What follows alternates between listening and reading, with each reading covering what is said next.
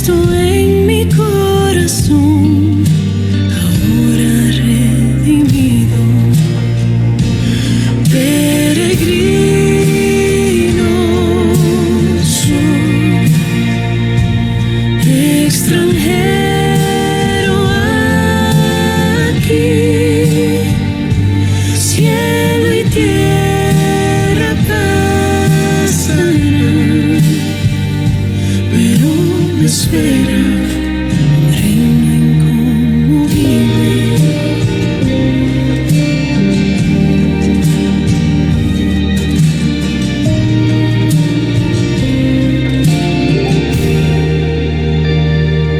Grandes montes escalaré, por oscuros valles pasaré, mas del fuego y de la tempestad saldrá una fe probada.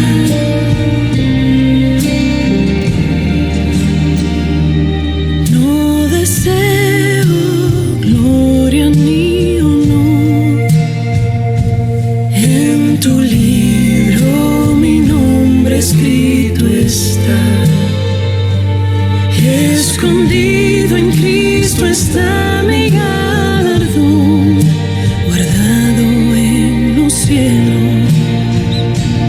Peregrino soy, extranjero aquí, cielo y tierra pasarán,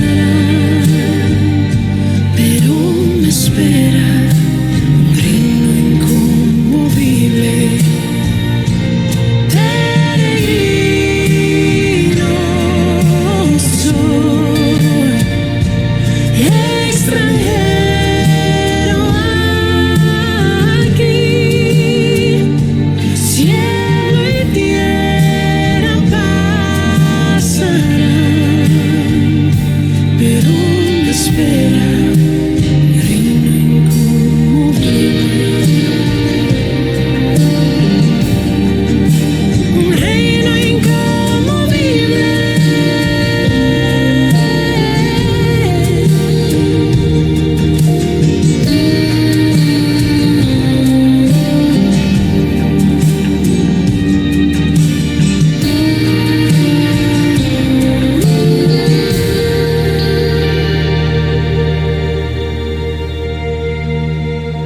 Tu palabra es el compás para mis pies, en el camino tu evangelio anunciaré, hasta escuchar bien hecho. Ven mi siervo fiel, entra en mi gozo.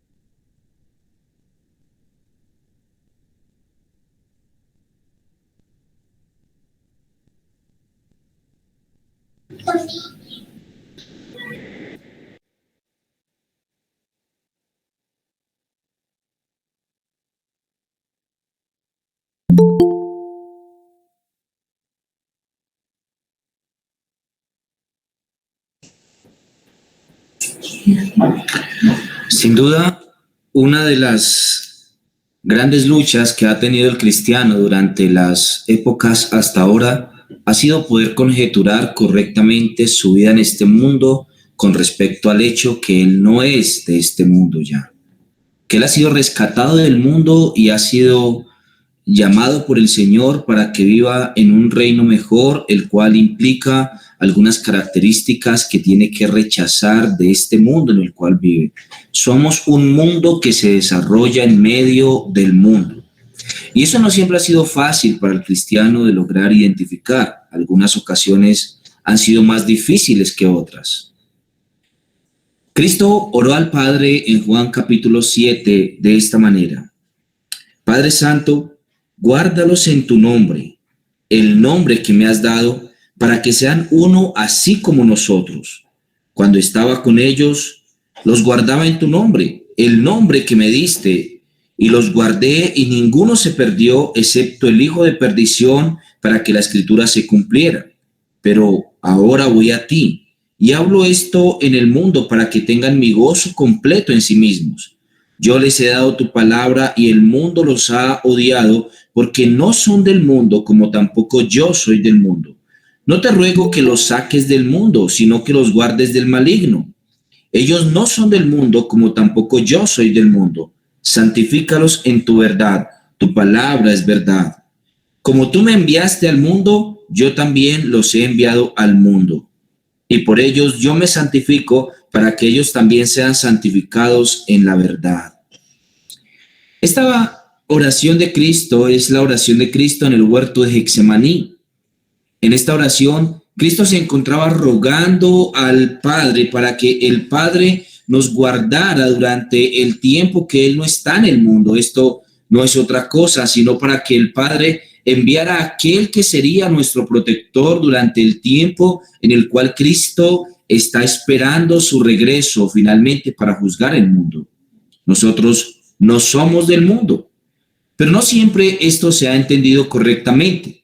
Algunas veces, algunos de los cristianos en las diferentes latitudes del mundo han buscado una forma de poder apartarse del mundo, finalmente apartándose de la sociedad del mundo. Grupos como por ejemplo los menonitas o los Amish o los monjes o las monjas en los monasterios. Grupos sectarios de todo tipo han intentado constantemente generar una especie de reino aparte en el cual finalmente los preceptos de Dios reine y ellos se vean apartados del mundo y de la corrupción del mundo. ¿Es a esto a lo que Cristo se refería? ¿Estaba diciéndonos Cristo que debíamos apartarnos del mundo, alejándonos de la sociedad? ¿Estaba diciéndonos Cristo que deberíamos apartarnos a hacer una especie de pequeña comunidad alejada de la sociedad, donde finalmente reinara la justicia, la equidad y los preceptos de la ley moral? Parece que Cristo se encontrara orando de una forma muy distinta a esta. Hoy día, aún en medio de la presencia de estos grupos, nosotros nos permitimos recordar que la actitud de ellos no ha sido la primera y que ellos no han sido los únicos que han tenido este tipo de pensamiento. Los monjes del desierto también pensaron esto de la misma manera. Este tipo de sentimiento, la vida monástica, fue un fenómeno y ha sido un fenómeno universal en todas las religiones y en todas las latitudes del mundo. Nace de las aspiraciones morales de ser una persona mucho más cercana a la Escritura.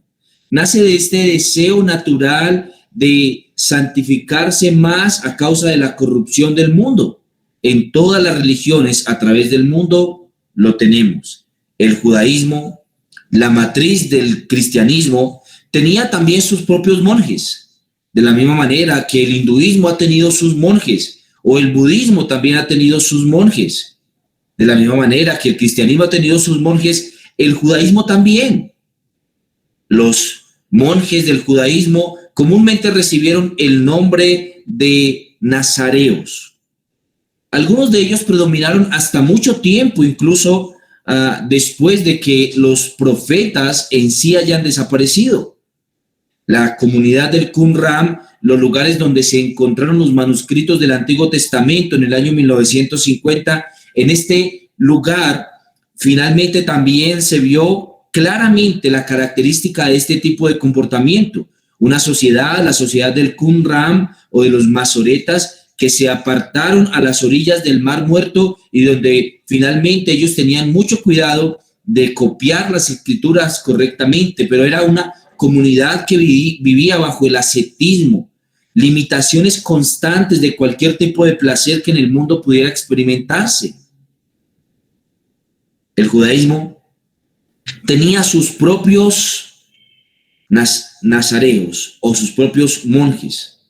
Jerónimo, el precedente de los monjes cristianos, lo identifica como en el libro de los Reyes, mencionando aquí a Elías, a Eliseo, a Sansón, en el libro de los Jueces, y a otros dentro de el proceso de nazareato. Todos aquellos que eran nazareos para el Señor fueron identificados como monjes también. Y los monjes identificaron este tipo de vida que estaban teniendo, ese tipo de vida que intentaba ser la vida angélica, la vida perfecta en este mundo, como un tipo de sociedad que finalmente había sido fundada por preceptos del nazareato del Antiguo Testamento. Muchos en el Antiguo Testamento vieron a los nazareos con mucho valor y el Señor instituyó la orden de los nazareos. En Números, capítulo número 6, versículo 1 al 21, el Señor habla, dice que habló el Señor a Moisés diciendo, habla a los hijos de Israel y diles, el hombre o la mujer que se aparte haciendo voto de nazareo para dedicarse al Señor, y luego menciona una serie de requisitos que tendrán aquellos que hacen este voto de nazareo. De los nazareos no tenemos nosotros mucha información más que la que se consagra aquí en el libro de Números con respecto a sus requisitos y la forma en la que vivían algunos de los nazareos que habían hecho voto al Señor. El nazir o nazareo es el monje del Antiguo Testamento. Tanto la palabra voto como la palabra nazareo tienen la misma raíz en cuanto a expresar santidad o consagración. Los monjes se apartaron de la sociedad buscando una consagración mayor al Señor y buscando vivir realmente para la gloria del Señor. Aunque no tenemos mucha información de cómo fue el origen de los nazareos, seguramente nosotros podemos entender que los nazareos tenían una cierta forma o aparición previa a Moisés, premosaica.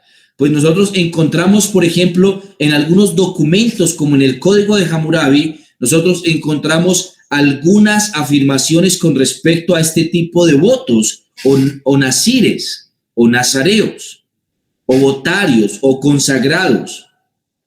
Los nazareos del Antiguo Testamento obedecen a una corriente universal en la que las personas movidas por su religiosidad buscan apartarse a lugares solitarios donde solamente ellos vivan junto con otros que profesen su misma fe bajo requisitos estrictos y bien elevados en cuanto a su percepción. Reglamentos que buscan martirizar la carne, a golpear el cuerpo con aras a poder ganar una mejor santificación del mismo. Al lado del sacerdocio oficial surgen en todas las religiones algunos individuos que emulan este tipo de vida. Lo ven como una forma de poder alcanzar una mayor liberación espiritual, una mayor acercamiento al Señor. Tenemos que aceptar que este pensamiento ha sido constante en medio de muchos contextos. Por ejemplo, el monje budista se aparta a un lugar alejado, elevado, comúnmente solitario, con aras a poder alcanzar la verdadera iluminación del espíritu. El taoísta, la religión china, o esenio, también hace lo mismo. Él se restringe de una gran cantidad de cosas para poder alcanzar un mayor bienestar de su propia alma. Es, en teoría, un individuo que prescinde de la mayor parte de los suministros en que los demás creyentes comunes de la religión particular que sea se mantienen. Así que el monje es una persona que se restringe de otros beneficios que otros dentro de la congregación sí pueden tener. Entre estos se encuentran, por ejemplo, el casarse o el poder disfrutar de algunas comidas, algunos alimentos particulares. Entre estos se encuentran, por ejemplo, el poder tener un día de recreación o reír a carcajadas. Entre estos se encuentra el poder comer una cena agradable o el poder comprar lo que tú vas a comer o simplemente comprarlo ya preparado. Ellos se restringen de una gran cantidad de cosas que la feligresía común de la iglesia no se tiene que restringir. Esto lo hacen con la intención de poder alcanzar una mayor iluminación del alma y una mayor santificación de lo mismo, de la misma. Este fue el pensamiento de la mayoría de todos los monjes del desierto. Ellos vieron en personajes como por ejemplo Sansón en la imagen correcta de lo que ellos tenían que hacer, o en Juan el Bautista. Se irían al desierto y comerían langostas y miel silvestre, y ellos vivirían con vestiduras viejas y probablemente con un cinto, amarrarían su cintura para no verse como teniendo algún tipo de privilegio. Ellos intentaron emular o imitar la forma en la que algunos profetas como Juan el Bautista o Elías estuvieron viviendo. Restricciones como las que tuvo Sansón o los demás nazareos del Antiguo Testamento. Algunos, como por ejemplo los alejandrinos, Filón o Maimónides, vieron en la existencia de los nazareos la recordada condición de aquellos que se dedican exclusivamente para el Señor. Y esto intentaron emularlo constantemente en su vida, de manera que esto produjo una división entre lo secular y lo sagrado. Lo sagrado era todo aquello que era casto, puro. Y entonces aquellos que querían vivir en castidad para el Señor deberían irse al desierto y restringir su vida de algunos bienes que otros sí tendrían. Vieron en 1 Corintios capítulo 7 la instrucción de Pablo a que no se casaran, y vieron eso como una instrucción de castidad que los haría poder dedicarse exclusivamente al Señor. Serían eunucos voluntariamente, se volverían eunucos. Lo que ellos no contaban es que aún el pastorado, al ser parte constante de la sociedad y al propagarse el cristianismo por todo el Imperio Romano, muchos tomarían este voto de castidad no por su propia cuenta, no porque decidieran o quisieran ser castos, sino al contrario, porque el mundo los hacía ser así para poder verlos con buenos ojos. En estos siglos empezaron a verse a los pastores que no tomaban esposa como aquellos que habían logrado una mayor capacidad espiritual para restringirse de los bienes de este mundo, y la sociedad lo vio como algo a lo que deberían ellos apuntar. Lo vio como un símbolo de sacrificio, de realmente dedicarse al Señor, de estar buscando un reino mejor, y muchos alabaron esto, de manera que, como nos damos cuenta, aún el catolicismo romano lo adoptó como uno de sus requisitos para poder ser un sacerdote de su religión. Algunos, como por ejemplo Martín Lutero, aunque hablaron duramente contra este tipo de pensamiento, también finalmente él asume que hay algo en los seres humanos, algunos de ellos, que los insta a alejarse de la sociedad y a hacer algunos pequeños monasterios o rebaños aparte en los que ellos buscan mayor pureza, consagración y castidad al Señor. Ahora, ¿es este sentimiento humano algo que Dios avalaría? Como nosotros vemos, el pensamiento de los monjes es que efectivamente sí, y ellos encontraron en todas las referencias del Antiguo Testamento al nazareato la posibilidad y la instrucción a que los hombres que decidieran vivir para el Señor fueran nazareos desde su juventud. Ahora, lo que está intentando decir la Escritura con nazareos desde su juventud es nazareos desde su niñez. Cristo mismo advirtió en Mateo capítulo 19 que el mantenerse soltero no era algo que todo el mundo pudiera recibir. Pablo dijo que a cada uno le era dado un don para provecho, a unos de una manera y a otros de esta, que no todos tenían el don de mantenerse solos. Aquella persona que tiene el don de mantenerse solo claramente debe vivir en esta vida como para el Señor siempre, todo el tiempo. No hay una lucha contra su carne constante. Él ha permitido o ha decidido vivir para el Señor. Pablo advierte en cuanto a algunos movimientos que luego prohibirán casarse. Esto no es difícil de entender en quién ha sido aplicado primeramente, por supuesto, al catolicismo romano. Pero hay otra gran cantidad de sectas, incluyendo los monjes y monasterios, incluyendo las monjas y las organizaciones que se han apartado de la sociedad para intentar formar una especie de comunidad más pura, que se han alejado de las afirmaciones de Cristo y se han acercado mucho más, por el contrario, a la intención de cumplir aquella condenación que el mismo Pablo dijo, que vendrían aquellos apóstatas que prohibirían casarse. Pablo ya estaba advirtiendo lo que sucedería. Los reformadores fueron conscientes de la necesidad sentida por algunos acerca de la soledad y de la consagración a Dios, y algunos proclamaron esto. Por ejemplo, en los artículos de Wittenberg, publicados en el año 1536, se dice con bastante sensatez: si algunos hombres de carácter noble y capaces, de vida regular, experimentan el deseo de pasar su vida en el claustro, no queremos impedírselo, al menos en la medida en que su doctrina y su culto permanezcan puros, y sobre todo en la medida que consideren las prácticas de la vida retirada como cosas de suyo indiferentes. Estamos persuadidos de que en los conventos han vivido numerosos cristianos auténticos y de espiritualidad irreprochable, y hasta en ciertamente deseable que existieran tales conventos, poblados de sabios, fervientes cristianos, en los cuales sea posible cultivar el estudio de la doctrina evangélica para el mayor bien de la Iglesia.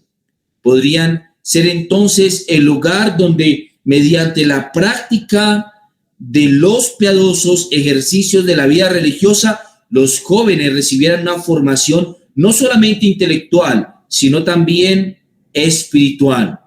Como vemos, en estos reglamentos de Wittenberg en el año 1536 se mencionó el hecho de que la vida de algunos en medio del monasterio es una vida aún piadosa. No pretendemos condenar a todo aquel que vivió en el monasterio, y mucho menos en contextos como en los cuales vivieron los monjes del desierto.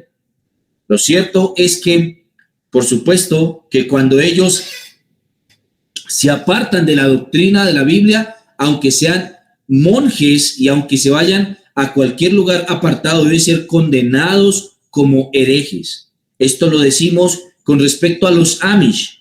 Esto lo decimos también con respecto a los menonitas y a cualquier otro tipo de organización o pensamiento humano que se aparte a vivir en soledad, negando la doctrina evangélica e histórica.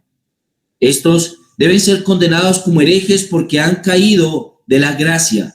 Estos se han apartado de la verdad y han caído en la apostasía. Y por supuesto que no podríamos pensar que ellos verán al Señor de alguna manera, siendo que se han apartado de la verdad del Señor. Ahora bien, los monjes del desierto no solamente tenían preocupación con respecto a imitar el pensamiento de los nazareos, también tenían preocupación con respecto a la muerte. Cuando nosotros notamos la mayoría de los escritos de todos los monjes del desierto, la muerte era algo que ellos tenían muy constante en todo. Ellos constantemente retratarían la muerte y mencionarían la muerte en medio de sus escritos. En un principio, huir al desierto obedece a causas estrictamente individuales de lo suyo, de su fuero interno, de su deseo privado. Y algunas veces esto obedece a algún tipo de tensión escatológica, pensando con respecto al futuro. Algunas veces ellos pensaron con respecto a la inminente venida de Cristo que ellos afirmaban llegaría de un momento a otro. La mayoría de todos ellos eran premilenaristas, es decir, ellos pensaban que después del transcurso de 1000 años vendría Cristo. Algunos de estos eran premilenaristas. Estos pensaban que vendría Cristo y habrían 1000 años de paz en el mundo. Así que muchos creían que el regreso de Cristo era inminente. En cualquier momento el Señor regresaría. Así que ellos tomaron algunos textos al pie de la letra, por ejemplo, Mateo capítulo 13, versículo 15 y versículo 16, y pensaban que en cualquier momento el Señor vendría a tomar su casa y afirmaron que su casa era el monasterio donde ellos vivían. Allí en la soledad del desierto, en la gruta del desierto, en el camino de la montaña, en la soledad de los campos desérticos, muchos afirmaron que Cristo regresaría repentinamente para tomarlos. Así que los hombres o mujeres que tenían este pensamiento de que Cristo regresaría en cualquier momento y que tenían que estar preparados para esto, huyeron de las ciudades y se fueron a los monasterios en el desierto. En esto, Egipto fue protagonista de muchas maneras, pero además de eso, nosotros observamos que la vida que ellos tenían allí era una vida realmente de preocupación constante por la venida de Cristo. Se preocupaban y se esforzaban porque si en cualquier momento regresaba Cristo, entonces ellos debían estar atentos a ese regreso. Muchos velaban largas jornadas en la noche. Algunos ni siquiera dormían en la noche, sino que gastaban pocos tiempos para poder dormir, esperando el inminente regreso de Cristo. Por supuesto, malinterpretando las palabras de Cristo en Mateo capítulo 24 y capítulo número 25. La meditación en el carácter ineludible y sorpresivo de la muerte era también algo constante en ellos. Se convirtió en el remedio contra el agotamiento y la tentación, un estímulo de la virtud. Aquel que meditaba constantemente en la muerte, entonces era animado a mantener su vida monástica y su vida de pureza y también de santidad. Hay mucho que deberíamos imitar de este pensamiento nosotros hoy. El meditar en la muerte es realmente la cura contra la tentación, en muchos sentidos, porque nos recuerda que este mundo pasará con todos sus deseos y rápido pasará.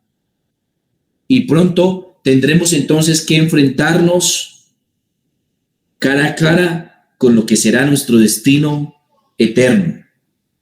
El monje meditaba constantemente en la muerte y muchos de ellos efectivamente murieron a causa de las restricciones y de los límites hasta los cuales alcanzaron a llegar.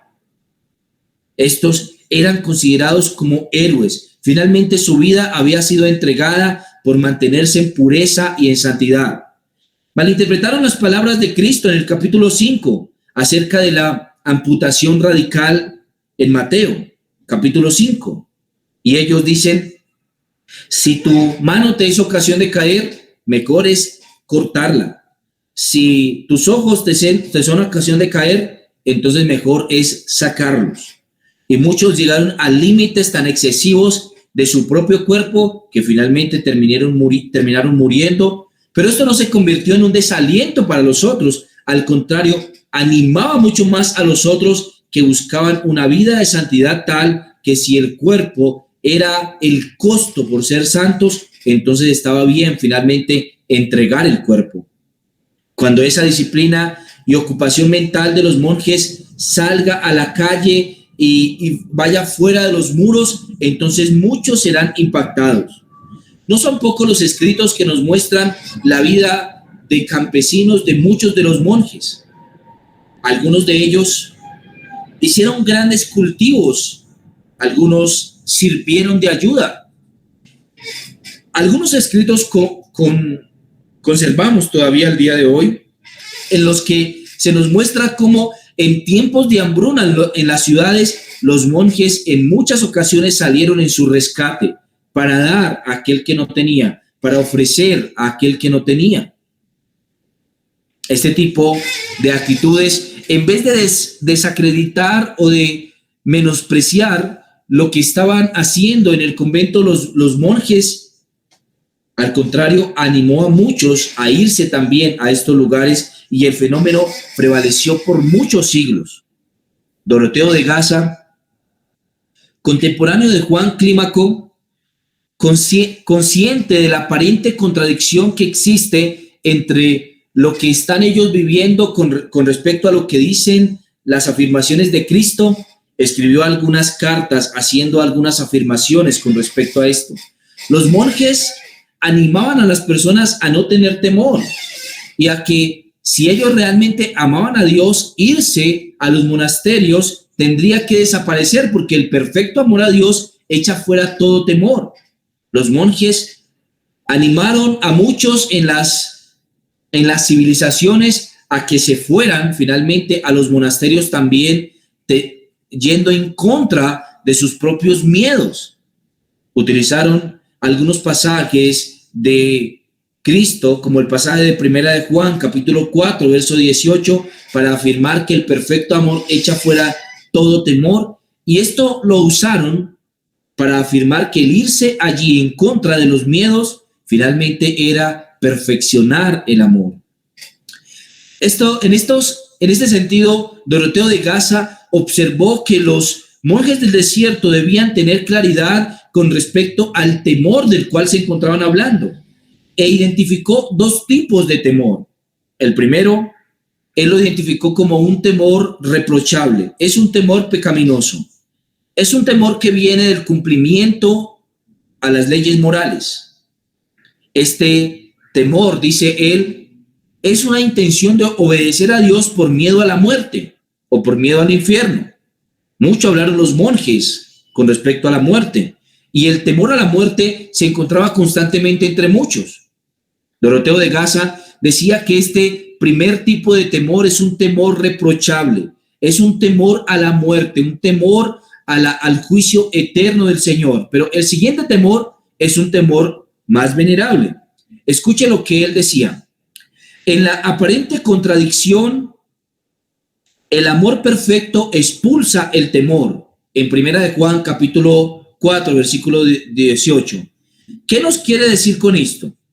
¿De qué amor nos habla y de qué temor? Pues el profeta dice en el Salmo, todos sus santos temed al Señor. Salmo 34, 9.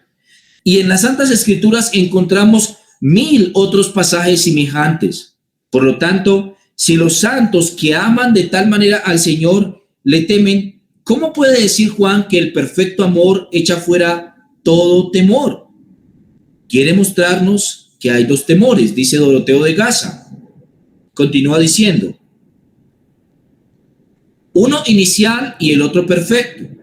El primero es el de los que inician en la piedad y el otro es el de los santos que han llegado a la perfección y a la cumbre del santo amor.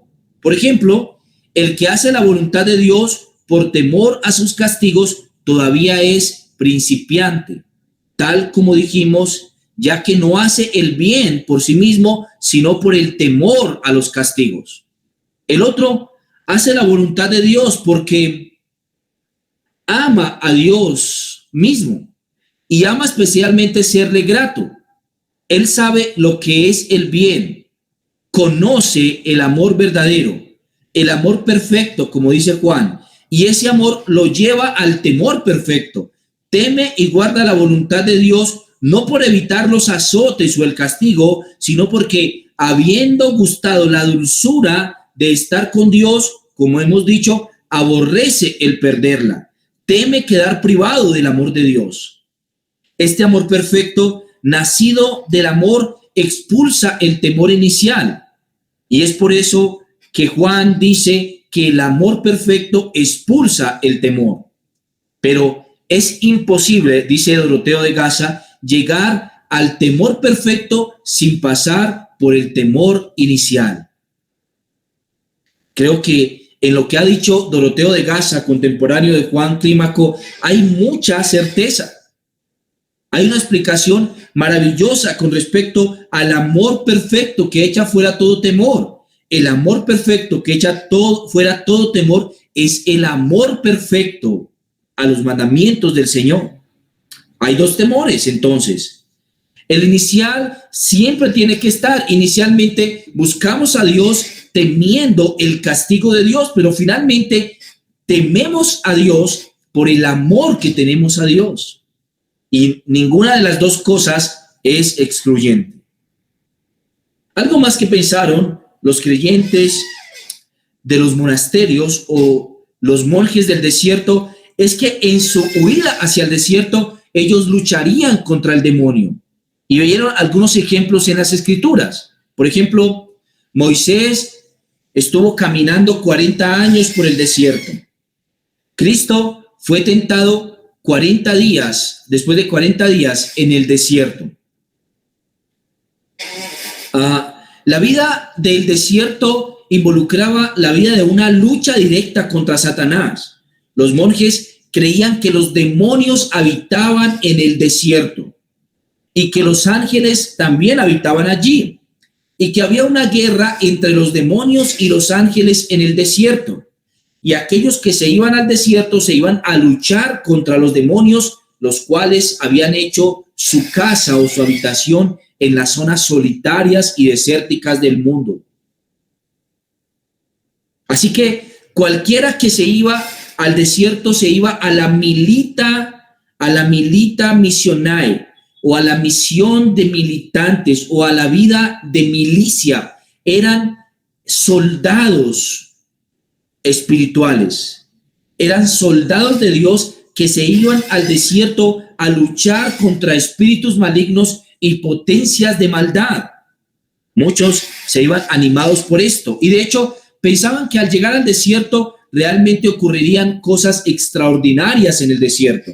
Algunos, entre estos el mismo Juan Clímaco, mencionó que aquel que se iba al desierto tenía que estar dispuesto a ver cosas sorprendentes, milagros extraordinarios y luchas de otra dimensión, puesto que en el desierto aquel que vivía y el que vivía como monje lucharía directamente contra el maligno, contra Satán, en medio de su lucha. Como usted se da cuenta, esto llevó a muchos a ser animados a irse a pelear contra los demonios. ¿Lo has notado en las iglesias el día de hoy? Mucha gente es sorprendida después de hacer cultos de guerra espiritual o servicios de guerra espiritual, que más bien parecen un culto demoníaco de exorcismo que realmente un culto cristiano. Pero muchas personas se ven animadas a irse a hacer este tipo de luchas porque creen que están luchando en otra dimensión. Así también lo hicieron muchos monjes del desierto, llegando a conclusiones incorrectas por romanticismos de la época en el pensamiento de que en el desierto vivían los demonios y los ángeles. Ellos creían que se unían a la lucha en compañía de los ángeles en contra de los demonios que siempre que iban que iban perdiendo terreno poco a poco en medio de las guerras que tenían contra los monjes y los ángeles. El desierto, pensaban ellos, es un lugar inhumano, habitado por ángeles o demonios. En el desierto a ningún hombre le es posible vivir sin la ayuda de Dios y de los ángeles. Así que todos aquellos que se van al monasterio finalmente terminan siendo parte de la lucha contra los demonios que se experimenta en él. Aparte del Nuevo Testamento, en las afirmaciones que muestra en la liberación de algunas personas de la opresión demoníaca, además de estos, muchos como Justino, Tertuliano, Orígenes, Juan Crisóstomo, no dejan de advertir contra las maquinaciones satánicas y la vida y la intención de los demonios por hacer pecar al hombre y apartarlo de Dios. Los demonios se encuentran en una lucha directa contra los hombres, los cuales han sido receptores de la gracia de Dios, a diferencia de estos. Ellos aborrecen al hombre porque el hombre recibió salvación y ellos no. Así que están luchando contra el hombre para condenarlo en su vida de pecado y mantenerlo siempre oprimido en sus propios deseos carnales. Pero cuando tú vas al desierto, la lucha contra la carne es mucho mayor. Así que allí el demonio se hace mucho más latente, mucho más visible. Muchos mencionaron verdaderas luchas espirituales. Algunos dijeron cosas con respecto a sus luchas como si realmente se estuvieran enfrentando a otros seres humanos. Algunos acudían solos a la lucha, otros acudían en grupo, pero como dice el mismo Juan Clímaco, ninguno realmente acude solo porque los ángeles de Dios están con él. Él dice esto, y leo literalmente: tenemos al Dios Altísimo, ángeles y santos en nuestro favor, para que seamos virtuosos en contra, y en contra solamente tenemos a los demonios. Continúa diciendo: mientras los ángeles no se acerquen, nuestros esfuerzos serán estériles y vanos. Nuestra oración no tendrá poder de acceso ni alas de pureza para alcanzar al Señor. Mientras los ángeles no se acerquen a nosotros, nosotros tendremos la guerra perdida. La reciban y la lleven al Señor como nuestra alma para poder que venzamos en medio de la batalla. Como se dan cuenta, el monje no solamente se encuentra animado por la soledad y su lucha por ser más santo, sino que también creía que estaba luchando contra los demonios directamente al ir al desierto. El diablo es atado por el Señor como un pájaro para que sea nuestro juguete. Él y los demonios que están con él han sido reducidos como si fueran escorpiones y serpientes para ser pisadas por nosotros, los cristianos. Esto es un extracto de la vida de Antonio en el capítulo 24. El pensamiento de aquellos realmente era su lucha demoníaca. Ellos se encontraban luchando una guerra espiritual y los demonios estaban perdiendo la guerra. Algo muy importante en el pensamiento de los monjes del desierto fue la doctrina de la salvación y de la impasibilidad. Todo aquel que iba al desierto debía aprender a contener sus deseos. Él ya no podía actuar por sentimientos, debía actuar por la razón. Y él debía tener claro la salvación. Él no sería impulsado por el comportamiento de otros. La liberación del monje era el ser libre de sus pasiones, así que debía ser impasible, como Dios es impasible, que Él no responde de forma repentina por sus pasiones, sino que responde con paciencia, con amor y con sacrificio también. Así que muchas cosas nosotros vemos que pensaba el monje del desierto, pero el estudio de la palabra y la salvación era muy importante para él. Los monjes del desierto pasaban largas horas estudiando la palabra del Señor. Aquel que se iba al desierto sabía que la lucha contra la carne se podía enfrentar solamente a través del estudio juicioso de la palabra de Dios. En este proceso, algunos pensaban que debían constantemente estar repitiendo, y algunas formas de disciplina comúnmente era repetir un mismo versículo, repetirlo todo el tiempo. Se acostaba y lo repetía. Se dice que algunos incluso pasaban toda la noche repitiendo el mismo pasaje en su lucha por finalmente martirizar la carne, una terapia contra el pecado. De allí proviene lo que conocemos el día de hoy como penitencia. El catolicismo romano, como penitencia, comúnmente invita al fiel a que repita oraciones una y otra y otra y otra y otra vez. Comúnmente no son textos bíblicos, sino oraciones externas a la escritura, lo sabemos por su paganismo. Pero el monje del desierto realmente se encontraba interesado en repetir muchas veces los pasajes con aras a martirizar su cuerpo, para poder que su espíritu actuara conforme a la palabra de Dios y fuera impasible. No actuara por las pasiones, sino que actuara realmente por el Señor. Tomaban de manera radical el estudio de la palabra, de manera que en el día estudiaban mucho la palabra y en la noche la repetían para poder martirizar su propio cuerpo constantemente. El ser impasibles era algo muy importante para ellos. El mismo Juan Clímaco, él mismo escribe que todos pueden reconciliarse con Dios y salvarse, pero dice él, pero no todos podrán conseguir la impasibilidad. Él llegó a pensar que aquellos que se iban como monjes al desierto lograban un nivel superior de espiritualidad a los que se quedaban viviendo su vida secular, es decir, a los que se casaban, a los que iban a la iglesia los domingos, los que trabajaban. Ellos podían salvarse, pero ellos no lograrían nunca la impasibilidad. Esto solamente se lograba por medio del ascetismo y las restricciones del cuerpo. La impasibilidad, entonces, en un sentido literal o directo, también era la imperturbabilidad. Nada los perturbaría, nada los afanaría, nada los preocuparía.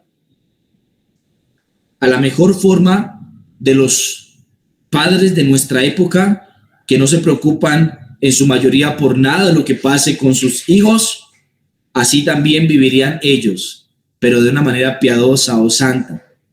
El asceta que ha llegado a la impasibilidad se le llamaría entonces apacés o impasible. Y el máximo nivel de los monjes del desierto era llegar a ser impasibles, a no ser movidos por las pasiones que controlan este mundo y que controlan el cuerpo humano. Así que los que alcanzaban los grados más altos de la divinidad o de la participación de la naturaleza divina eran los impasibles. El que lograba participar en este cuerpo mortal de un mayor parecido a Cristo, como dice Romanos 8, el que había logrado llegar a ser de acuerdo a la semejanza de Jesucristo era el impasible, el que había vencido las pasiones de este mundo, el que nada lo perturbaba y el que podía tener paz indiferente de todas las cosas que ocurrieran en este mundo. Por supuesto, eso involucraba un duro trato del cuerpo. El cuerpo era tratado con dureza en aras o en pro de alcanzar una mayor santidad. Oh, mis hermanos, que esto no nos confunda. Aunque el ejercicio físico es importante, como Pablo dice, el ejercicio físico a fin de cuentas de nada aprovecha. Muchos monjes se flagelaban, otros se abstenían de comer por semanas o meses. Algunos solamente decidían comer en toda su vida solamente un poco de agua con miel y solamente comer trigo crudo. Algunos no querían disfrutar nada bueno. A la mejor forma de los místicos paganos y de los votos que hace el catolicismo romano, muchos monjes se abstuvieron de cualquier tipo de beneficio del cuerpo y dieron duros tratos al cuerpo. Tomaron algunos pasajes como Colosenses 2:23, que dice Pablo que tales cosas a la verdad tienen cierta reputación de sabiduría en el culto voluntario. Pero muchos no leyeron la segunda parte, que dice que y de culto voluntario de humildad y en duro trato del cuerpo, pero dice él que si esto no beneficia a la piedad, entonces de nada aprovecha. Tenemos que recordar siempre que el duro trato del cuerpo era una forma de desligar el cuerpo del espíritu. El cuerpo era culpable, el cuerpo era malo. Solamente era una pequeña mezcla con el helenismo, la filosofía mezclada con el judaísmo, que llegó a pensar que si se martirizaba el cuerpo, entonces se lograría una cierta liberación espiritual. Muchos monjes aún usaron esto. Algunos se flagelaron, otros se amputaron algunos de sus órganos, ya se imaginarán cuáles, en aras a poder mantenerse en mayor grado de pureza y santidad. El cuerpo era tratado.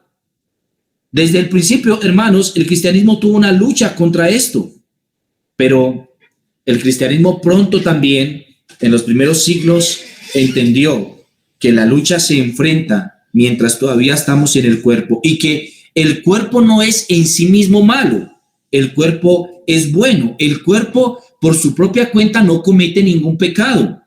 Cuando hablamos de la carne y de los apetitos de la carne, no estamos queriendo decir que es la carne la que desea esto, pero el espíritu no.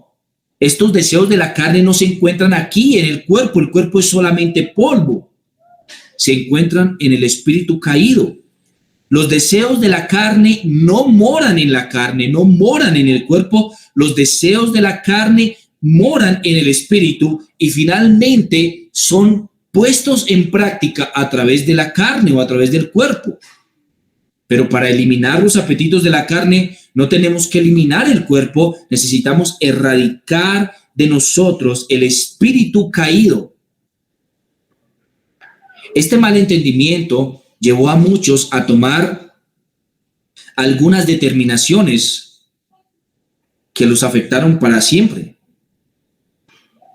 Muchos entre los ortodoxos y muchos entre los heterodoxos también pensaban que esta carne era lo que tenía lo malo. En nuestro tiempo, muchos cristianos piensan eso también, que la carne es la que contiene los apetitos, que el cuerpo es el que contiene los apetitos de la carne, pero no es así. El cuerpo solamente se deleita en aquel apetito que ya se encuentra en el espíritu caído, en el espíritu remanente de pecado o en el espíritu no converso, muerto.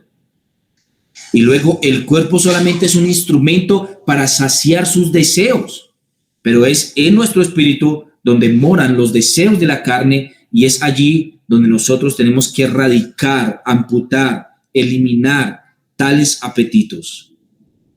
Hermanos, el tiempo se nos ha pasado, pero déjenme que yo aplique esto, por favor, a su vida antes de que podamos continuar.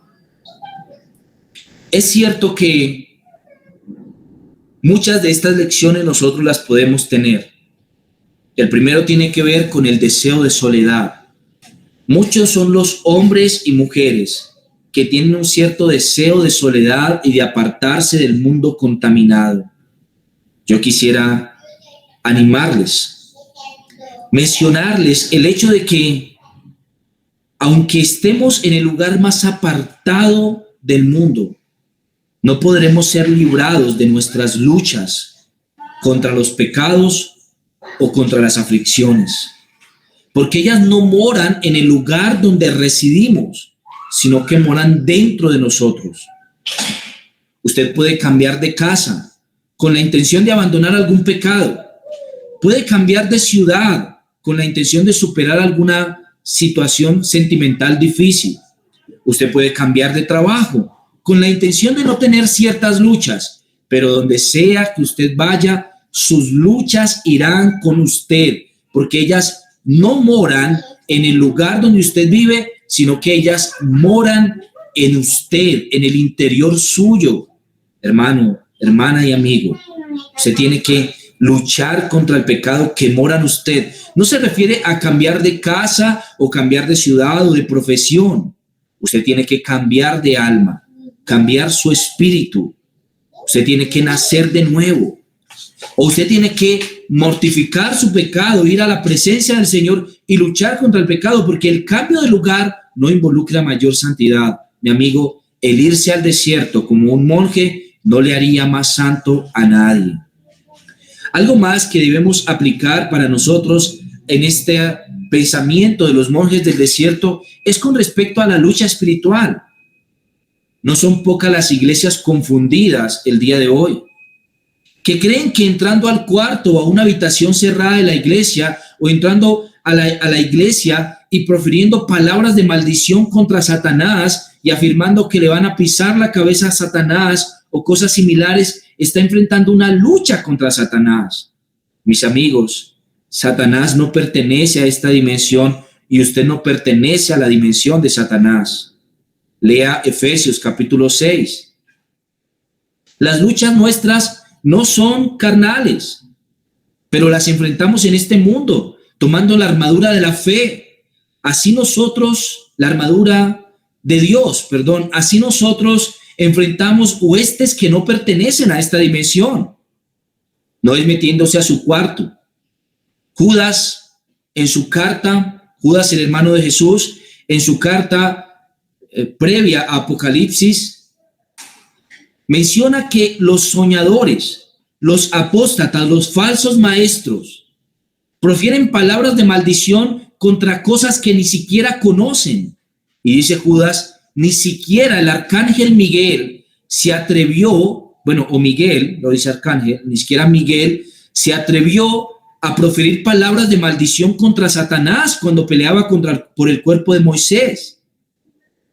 Hermano, no caiga en el error de desaparecer o de intentar crear un mundo de fantasía, peleando en otra dimensión en la que usted nunca entrará. No es ese tipo de guerra espiritual. La guerra espiritual que enfrentamos es luchando contra el pecado, luchando contra las pretensiones de Satanás, oponiéndonos a la agenda de este mundo. Allí es donde nosotros enfrentamos a Satanás. ¿Usted quiere luchar contra Satanás? Santifíquese más todavía. ¿Usted quiere luchar contra Satanás? Opóngase a la agenda de Satanás. ¿Usted quiere luchar contra Satanás? Evangelice, predique el evangelio del Señor, porque esta es nuestra lucha contra Satanás. Algo más podemos aplicar de esto, y es la importancia de tener constantemente en nuestra mente la muerte. Si hay algo que hicieron bien los monjes del desierto, es que ellos siempre recordaron que la muerte está a las puertas. Así que ellos vivían como si la muerte estuviera a las puertas. Usted y yo debemos vivir como si la muerte estuviera a las puertas. Meditar en la muerte es una actitud piadosa de los cristianos, que saben que en cualquier punto, en cualquier momento, llegará el día en el que Dios los llame a su presencia. Así que evangelizar es un asunto urgente. Hablarle a nuestra familia es un asunto urgente. Santificarnos es un asunto urgente. Hermano, la muerte llegará en cualquier momento y repentinamente, para usted o para otros. Así que meditar en la muerte es la actitud de los piadosos. Y finalmente, déjeme aplicar esto a sus vidas también, en lo que se refiere al duro trato del cuerpo. Hermanos, no son pocas las personas que creen que pasando semanas en ayunos van a obtener el favor de Dios.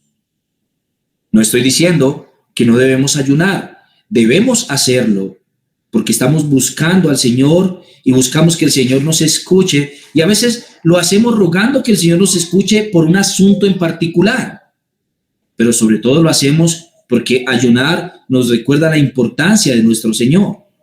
Ahora bien, el duro trato del cuerpo no deja de ser todavía una gran dificultad para poder enfrentarla en el cristianismo.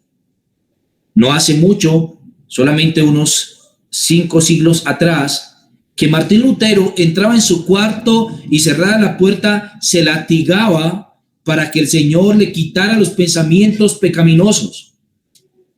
No son pocos los cristianos que hoy en día intentan abstenerse de cualquier tipo de bien que se encuentre en este mundo porque se encuentra en este mundo. Hermanos, todo lo que sea aquí y que sea bueno, disfrútelo, porque eso es para la gloria del Señor. Ría constantemente a carcajadas. Eso no lo hace más culpable ni más pecador. Disfrute con su familia en todo lo que pueda.